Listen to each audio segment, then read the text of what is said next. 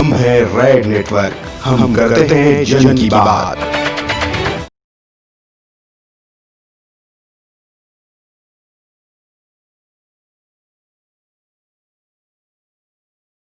आप लोग सब लोग जानते हैं कि हमारा देश जो है वो कृषि पे सबसे ज़्यादा निर्भर है। अभी हाल फिलहाल में केंद्र सरकार ने एक एक करके 3 विधेयक जो है कृषि का लाने का काम किया, जिसका पूरे देश भर में जो किसान हैं वो विरोध कर रहे हैं। किसानों की हालत पहले से ही दयनीय थी। आत्मदाह करने पे भी कई राज्यों के किसान जो है मजबूर रहे, ये हम लोगों ने देखा है। राष्ट्रीय जनता दल शुरू से ही किसान, मजदूर, बेरोजगार नौजवानों के साथ, गरीबों के साथ हमेशा खड़ी रही और इस बार भी पार्लियामेंट में हम लोगों ने पुरजोर तरीके से इसका विरोध किया। जो किसानों का सुरक्षा कवच का जो काम करता था एमएसपी, वो सुरक्षा कवच जो है एनडीए की डबल इंजन की सरकार ने हटा लेने का काम किया।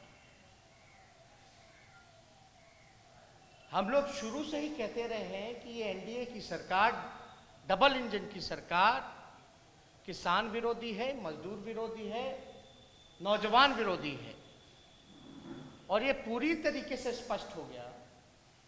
पूरे देश भर में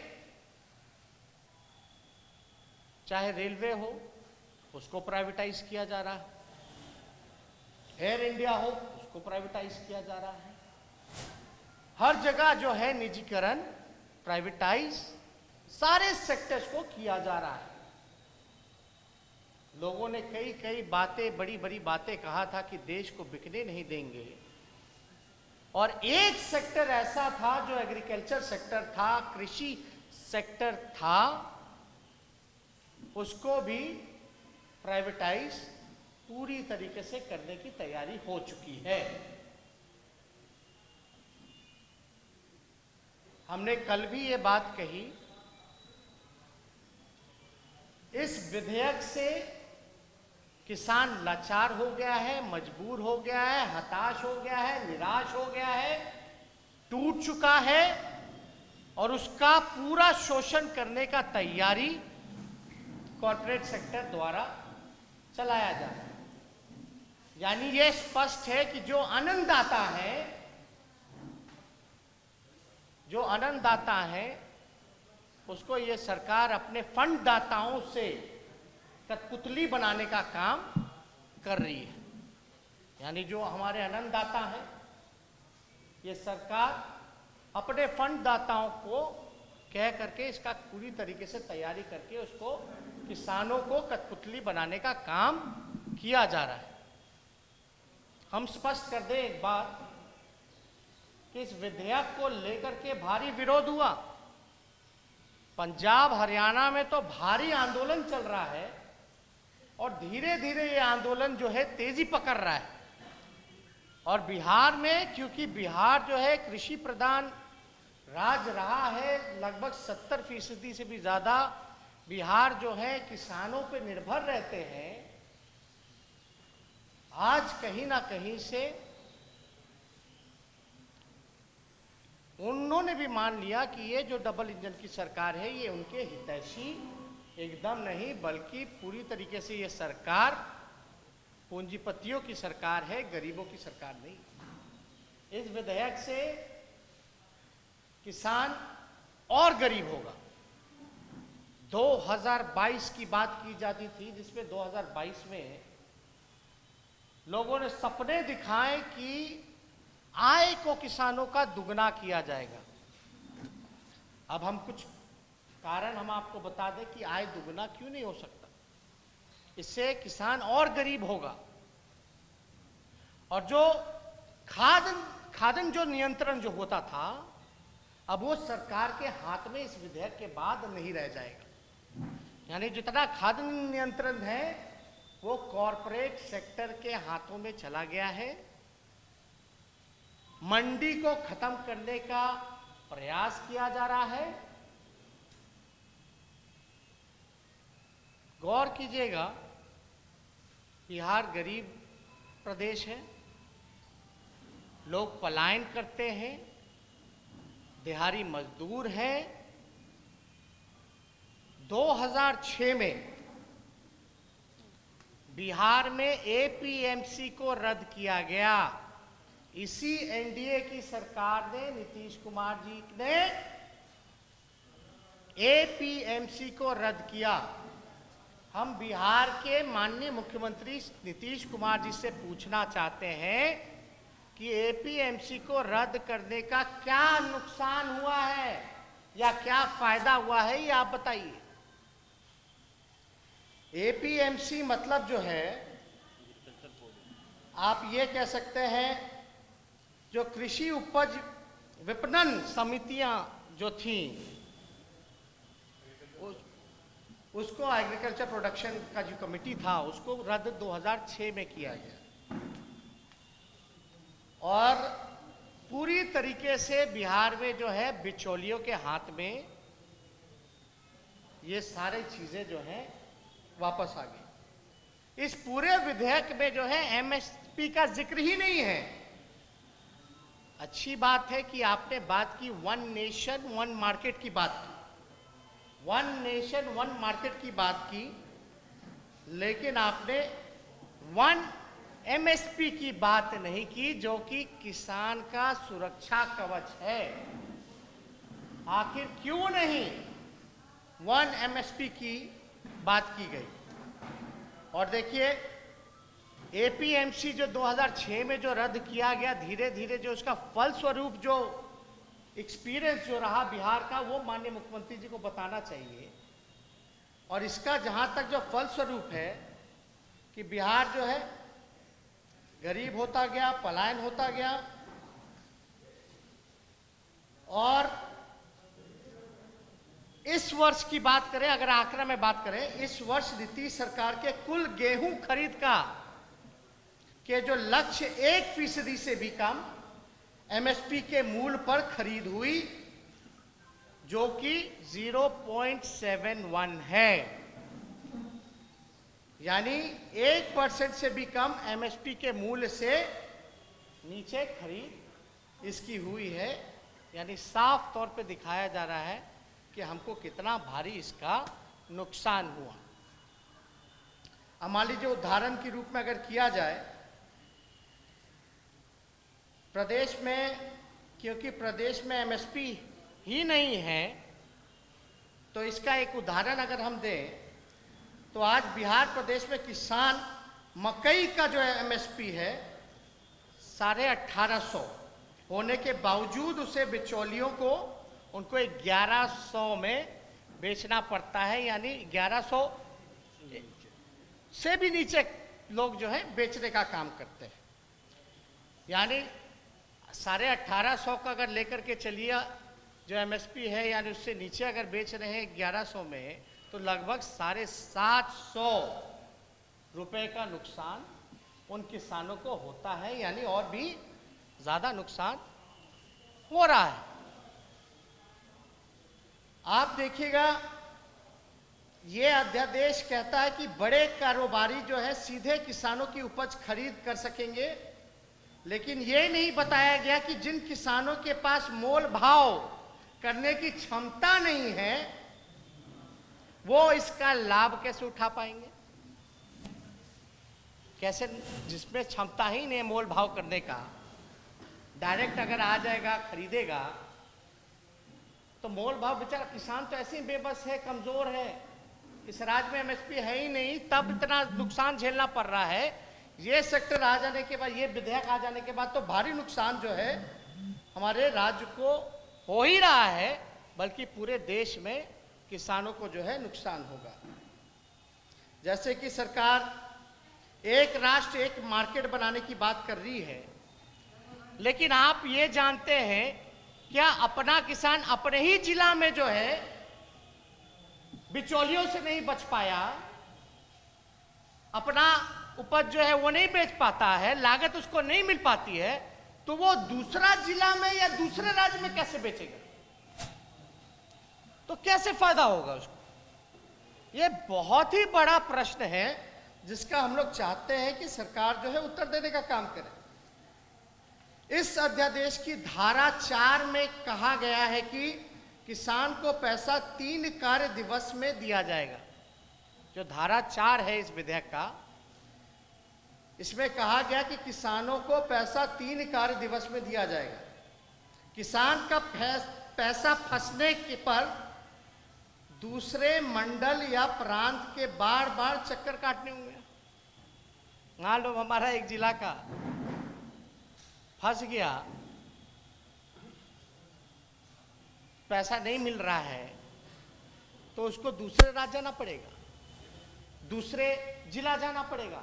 उसका खर्चा कौन देखेगा? बार बार चक्कर काटना पड़ेगा। और बिहार और देश की तो दफ्तरों में, सरकारी दफ्तरों में ऐसी ही तरह चक्कर लोग काटते, कोई हल नहीं हो पाता। कहां जाएगा किसान? कैसे लाया जाएगा? तो ये भारी समस्या जो है देश के सामने आई है और किसान जो है बड़े आक्रोश में है। लोगों को इस बिल के बहाने ये लोग झूठ बोलने का काम कर रहे हैं। अब आप बताइए इससे आय दुगुना कैसे होगा 2022 तक? तो इनका लक्ष्य था कि 2022 तक इसके आय को दुगुना करेंगे, ये कैसे इसका पूरा होगा? विवाद सुलझाने के लिए देखिए जो इस विधेयक में है क्या है, विवाद सुलझाने के लिए 30 दिन के अंदर समझौता मंडल में जाना होगा। वह ना सुलझ सका तो धारा 13 के अनुसार एसडीएम के यहां जाना होगा, मुकदमा करना होगा। एसडीएम के आदेश की अपील जिला अधिकारी से के यहां होगी। जितने पर किसानों का भुगतान करने का आदेश दिया जाएगा, देश के 85% किसान के पास 2-3 एकड़ है।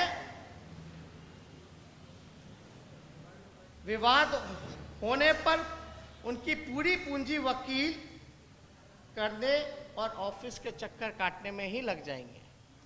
इतने लेवल पे जाना पड़ेगा, इतनी जगह जाना पड़ेगा कि भाई उसका मुकदमा होगा तो उसका जो केस होगा वो कहाँ से ठीक कर पाएगा बेचारा किसान? हमारे देश में 85% लघु किसान हैं। अब बिहार में छोटी और मंझली जोत के किसान ज़्यादा से ज़्यादा हैं, यानी बहुत ही छोटे ज़मीन में, मतलब वो बेचने की तो दूर की बात, खुद ही नहीं, अपने परिवार में ही वो खपत कर पाते हैं, अपना ही पेट पालते हैं उस चीज़ों से। तो ज़्यादा से ज़्यादा आप देखिएगा लघु किसान है, मझली जोत किसान है। किसान के पास लंबे समय तक भंडारण की व्यवस्था नहीं होती है, यानी यह अध्यादेश बड़ी कंपनियों द्वारा कृषि उत्पादकों जो काला बाजारी के लिए लाया गया है। पूरी तरीके से ये विधेयक जो है काला बाजारी के लिए लाया गया है। अब मान लीजिए कंपनियों और सुपरमार्केट अपने बड़े बड़े गोदामों में कृषि उत्पादों का भंडारण करेंगे और बाद में ऊंचे दाम पर ग्राहकों को बेचने का काम करेंगे, जो कि हो रहा है। अब जो है इसमें सरकार का भी कोई नियंत्रण नहीं रह जाएगा। पूरी तरीके से जो है ये जमाखोरों की चांदी हो जाएगी। जितने बिचौलियां हैं उनकी चांदी हो जाएगी। जो कंपनी या व्यक्ति ठेके पर कृषि उत्पाद लेगा उसे प्राकृतिक आपदा यानी कृषि में हुआ नुकसान से कोई लेना देना नहीं होगा। यानी प्राकृतिक जो ओला होता है, ओला से बिहार में जो है कितना नुकसान हुआ, बाढ़ हुआ, उससे जो है क्षति हो जाता है, तो इन कंपनी का उसके क्षति से कोई लेना देना नहीं है। उसका क्षति का जो भार है वो किसानों के ऊपर होगा। ये बहुत बड़ा प्रश्न है। तो कोई प्राइवेट कंपनी को कोई लेना देना नहीं है इसके उत्पादन से। वो जो भी है भार, मतलब एक किसान जो अपने मेहनत का, खून पसीने का, जो हम लोगों को आनंद देने का काम करता है, अन्नदाता है, समझिए कि उसको कितनी परेशानी, जो देश का पेट पाल रहा है, जो मोदी जी का पेट पाल रहा है, जो नीतीश जी का पेट पाल रहा है, उस पे इतना बड़ा अपराध किया जा रहा है। इसके लिए हम लोग चुप बैठने वाले नहीं हैं। अब सारी चीजें हैं, ये तानाशाही सरकार पूरी तरीके से, चाहे गरीब, मजदूर, किसान, नौजवान, छात्र, बेरोजगार, हर एक तरीके से जो है शोषण करने का काम कर रहा है। और यही वजह है ना, जो इतने पुराने सहयोगी जो इनके अकाली दल थे, उनकी जो मंत्री जो रही हरसिमरत कौर, उनको रिजाइन करना पड़ा। आखिर क्यों उनको रिजाइन करना पड़ा, जो इतने पुराने उनकी जो सहयोगी रहे हैं? मैं यही सरकार से मांग करता हूं कि इस विधेयक को, जो किसान विरोधी है, इसको जल्द से जल्द वापस लिया जाए और 25 तारीख को हम लोगों ने तो संसद में लगातार जो है विरोध किया ही है, सड़क पर भी हम लोग इसका विरोध प्रदर्शन आने वाले 25 तारीख को हम लोग करने का काम करेंगे। और परसों और भी इससे जुड़ा हुआ अगर कोई सवाल है आप लोगों के पास, लेकिन एक बात है, 2006 में जो ये बंद किया गया, इसका एक्सपीरियंस तो माननीय मुख्यमंत्री जी बताइए, इसका क्या आपको फायदा हुआ, क्या नुकसान हो रहा है? क्यों कृषि विधेयक पर माननीय मुख्यमंत्री जी चुप हैं? बड़ा बड़ा होर्डिंग लगा लेने से, सरकारी पैसे का दुरुपयोग कर करके मुंह चमकाने से नहीं होने वाला। जनता इनकी असलियत को पहचान चुकी है और आने वाले समय में बिहार का किसान, जो गरीब हुआ इनके राज्य में, जो पलायन करने पे मजबूर रहा, जिनको ये अब गाली देते हैं और सुशील मोदी मजाक उड़ाते हैं कि वो आनंद के लिए, मजे के लिए बाहर जा रहे हैं, चुन चुन करके जो है बदला लेने का ये नीतीश कुमार जी से या सुशील मोदी जी से लेने का काम करेगी। बताइए, मजाक उड़ा दिए, एक मजदूर का मजाक उड़ा रहे हैं, किसान का शोषण कर रहे हैं। यही डबल इंजन की सरकार है, यही एनडीए की सरकार है। एक मजदूर को गाली दिलाना, एक किसान का शोषण करना। भ्रष्टाचारिया, बिचौलियां, जमाखोर, अपराधी, सब का बिहार में बोलबाला है, क्योंकि नीतीश कुमार है। देखिए, मुद्दा पार्टी के लिए बनेगा क्या? हमारा तो संघर्ष ही गरीबों के लिए है। और जब भी गरीब, किसान, मजदूर, नौजवान, बेरोजगारी, महंगाई, इसके लिए तो हम लोग हमेशा से हम लोगों ने लड़ाई लड़ा है। तो ये मुद्दा बनाने की बात है नहीं। आप जो है शोषण कराते हुए शोषण करते रहिएगा और हम लोग बैठ करके देखने वाले नहीं ना है। हम लोग लड़ाई लड़ेंगे, जनता के परेशानियों को सरकार के सामने लाएंगे। सरकार तानाशाह रवैया अपनाएगी तो उसके लिए हम लोग लड़ाई लड़ेंगे, आंदोलन करेंगे, उनके साथ खड़े रहेंगे, उनके मनोबल को ऊंचा करेंगे। लेकिन जो लोग सत्ता में हैं, जो तानाशाह रवैया अपना रहे हैं, ये लोग किसके बल पे हैं? बिहार को ठगा ना गया, देश को ठगा ना गया कि 2 करोड़ रोजगार देंगे, देश को ठगा ना गया कि किसानों का आय दुगुना 2022 तक करेंगे, बिहार में कारखाने लगवाएंगे, चीनी मिल खोलेंगे, उसका चाय पिएंगे, पलायन रोकेंगे, गरीबी मिटाएंगे, स्वास्थ्य शिक्षा बेहतर करेंगे। क्या हो रहा है?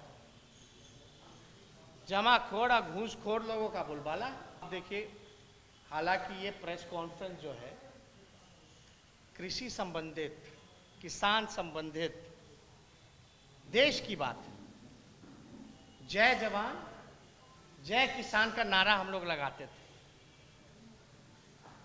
क्या हो रहा है देश में। हम तो बात बिहार की करेंगे, देश की करेंगे, किसान की करेंगे, मजदूर की करेंगे, बेरोजगारों की करेंगे, नौकरी दिलाने की करेंगे, ये कहेंगे। किसी के प्रोपेगेंडा में हम लोग फंसेंगे नहीं ना। लोगों का कोशिश है ना कि असल मुद्दों से ध्यान भटकाओ। इस मुहिम में बहुत लोग जो हैं शामिल हैं। असल मुद्दों से ध्यान भटकाने में बहुत लोग जो है शामिल हैं। लेकिन एक बात सुन ले, वो लोग जो लोग असल मुद्दों से ध्यान हमारा भटकाना चाहते हैं उनको घसीट करके मुद्दे पे ही लाएंगे, छोड़ेंगे नहीं। मुद्दों पे बात होगी।